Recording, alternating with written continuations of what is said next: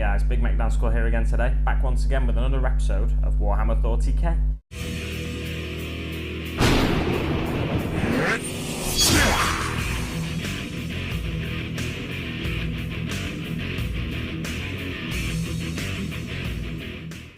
Now in this week's episode, it is a special episode, it's a video response episode to a video posted this week by TLR Wargaming. I'll stick a link down in the description box below, and you can check out the video for yourself. But basically the gist of the video was how the Lone Ranger, TLR Wargaming, sees the future of the miniatures hobby, and what he sees in the future of miniatures hobby is single mold miniatures, miniatures that are already complete for you. You know, whether it's a zombicide miniature that's just in a coloured plastic, you can paint it if you like, but basically it's got its arms, legs, body, head all attached together, and they're all attached to the base. Or it could be like a Star Trek attack wing miniature, or a X-Wing miniatures game miniature, where it's just a single cast vehicle and it's even painted for you. I myself, however, don't see this as a future of miniature wargaming for the simple fact of the matter, the simple reason that the biggest part of the miniature hobby, the miniature wargaming hobby for me, is building and painting the miniatures. Now I understand that there are more and more single pose miniatures being produced by all companies, including Games Workshop. If you look at the first Stormcasts that were released, and even some of the new miniatures that are coming out now, they're all kind of single pose miniatures. I've got one to hand actually, just bear with me. So this guy, this Space Marine miniature, is a single pose miniature. I can't get it to focus, but basically it's a single pose miniature. Yeah, he's only, you can only pose in one way apart from like twisting his backpack around maybe, and that's about it. But this miniature is from a starter set, or possibly, I can't remember where I got this miniature, possibly from one of them you know, small sets where you can buy 3 Space Marines in a box for £6, I think it is in the UK. And the basically really basic poses, you can't adjust the poses or anything like that. Now for me, the idea of single pose miniatures or completed miniatures being all that you get in the hobby, it's not what I want from the hobby. I want to be able to change the poses of the miniatures, and whether it's I want a general to have his sword in the air to be saying, you know, charge or fire or something like that. You know, I want my miniatures to look thematic, to take me into the narrative of the game, and I want to be able to choose the way they do that as well. Whether it's an Imperial Knight where, you know, a lot of the parts you don't actually put glue on, so you can still pivot them after you've built the miniature, or, you know, take Space Marine or Eldar tanks for example. They have turrets, or they have sponsons that you can move the guns on. I want to be able to do that as I play the game, if I do play the game, and if I don't play the game, then I want to be able to, you know, have my miniatures on the shelf in a certain way where it looks like a diorama, it looks like they're on a battlefield. I want to be able to change as much as possible.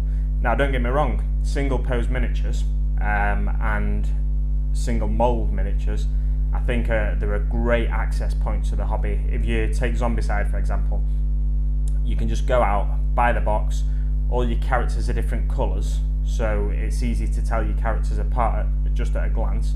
The zombies are all one colour, and you know, there's no glue required.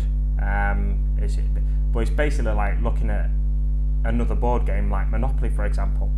What you need in Monopoly is just different figures to move around the board, so whether one's a boot, one's a ship, one's a car, I think it's things like that. You need just an identifying thing, a token to move around the board as you progress through the game, the same as in Zombicide. And that's a board game, it's not a miniatures game.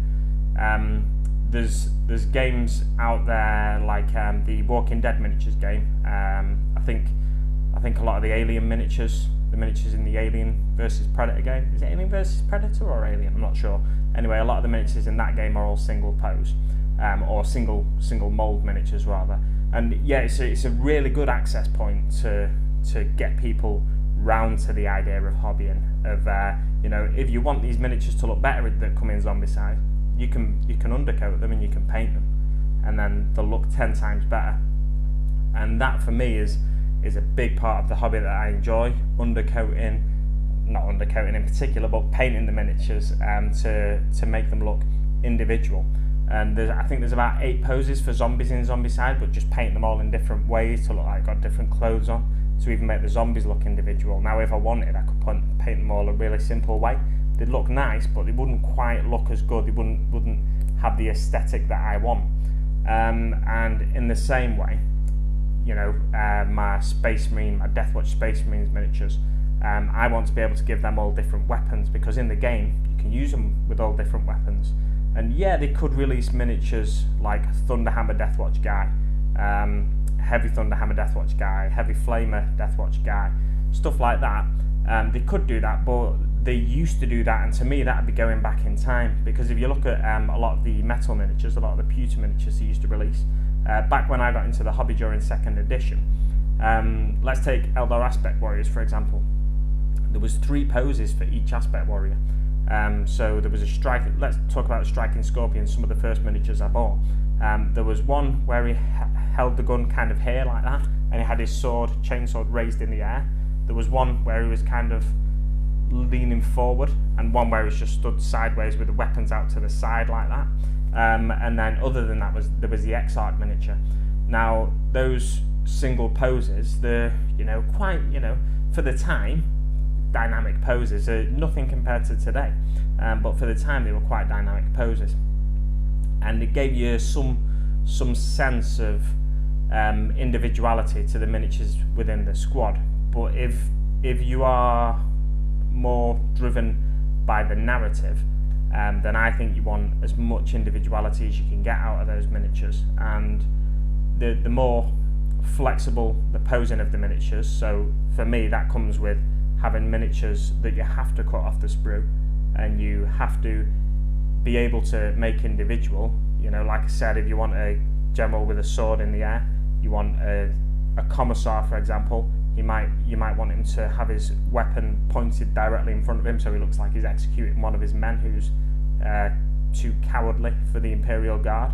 Then for me, that's why the future of wargaming isn't in these single mold, single pose miniatures. I don't think Games Workshop or other companies can produce enough variety of miniatures that would keep me interested. Now there are certain things, single pose, single mold miniatures work for, like X-Wing, like I mentioned, because these ships, they're at such a small scale that, you know, the single pose, it just makes sense. It's like let's take a toy car for example, like a sort of Matchbox toy car. I don't know if they have them all around the world, but in the UK we have these things called Matchbox cars, and the small cars, they're just a bit of metal, bit of plastic, the wheels, and they're a basic look to them, but they've got enough detail that you can recognise what car it is. And that's the way I see the X-Wing miniatures or the Star Trek Attack Wing miniatures, because you can recognise what ship they are, and that's all you need in that game really. You don't need an amazing paint job. If you can look at a paint job and associate it to something you've seen on the big screen, then oh that's Luke's X-Wing, you know, a simple thing like that, you know, just the colour of the droid on top, something like that. It lets you know, it's little indicators that let you know that is that ship, that is that person's ship, you've got that pilot in it, whatever. Now with something that doesn't have a massive on-screen presence, so going back to Warhammer 40,000, you have to sort of make your own narrative, and the novels that you read of Warhammer 40,000, you know, you can see some of them behind me here, some that I've yet to read, but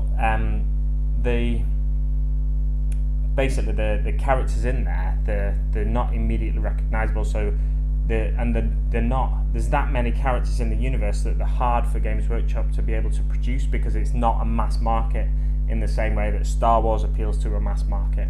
So because it's such a niche market, you can't really go making molds for for is it Caiaphas Cain, or for for all the different characters that you've seen throughout the novels, some of the Eldar, Path of the Eldar novels, Path of the Dark Eldar novels, all the characters in the Horus Heresy. You see it from Forge World. They make the Horus Heresy character series, but they only do key characters. Now there's a character like Saul Tarvitz that he's a Loyalist Emperor's Children character that I don't think they're ever going to make, because it just costs too much to make that mold. So it's up to people then to go out and be able to convert miniatures and make that character for themselves. So for me, the future of miniatures and the miniature wargaming hobby is not in single mold miniatures. Now I think single mold miniatures are great for certain things, like I said, like the X-Wing games, because you can just recognise from a paint job which character's in there or whatever. But yeah, for Warhammer 40,000 in particular, for things like bolt action possibly as well, like if you wanted to do a historical character in that, I mean, I don't know if bolt action has playable historical characters. I doubt it does, because the characters from history you see are more like generals, so you're not going to see them on the battlefield. They might be special ones or something, but anyway, yeah, if you want individuality to your squads and to your characters on the battlefield in Warhammer 40,000, then you should be able to make that yourself, rather than your army looking like your opponent's army. Just adds that little bit more character for me. So we'll leave it there, guys. Thanks very much for watching, and I will see you on the battlefield.